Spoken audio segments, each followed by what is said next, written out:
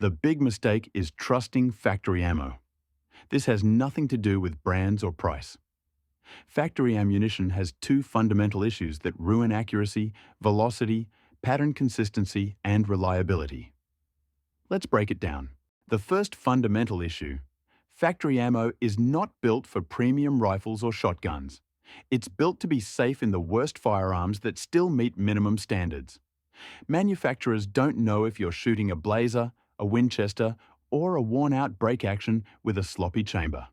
So to avoid blowing up bad guns, they must lower pressure, keep SAAMI specs very loose. The result? The round becomes slow, soft. Velocity drops, penetration drops, and point of impact shifts.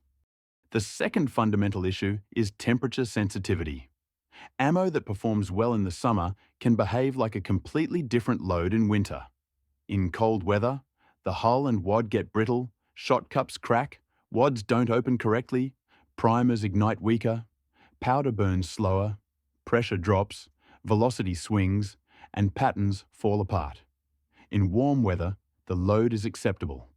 In low temperatures, it becomes unpredictable. These two issues alone can ruin your shot.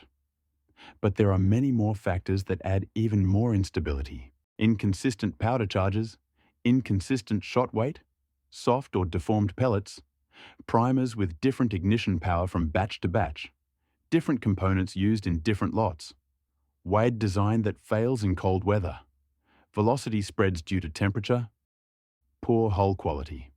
Reloading isn't homemade ammo. It's the only way to build a proper load. You choose the primer, you choose the powder, you tune the charge, you control pressure, velocity, pattern consistency, and reliability. Reloading is control. Factory ammo is compromise. Now you understand why I say it's a big mistake to trust factory ammunition. The choice is yours.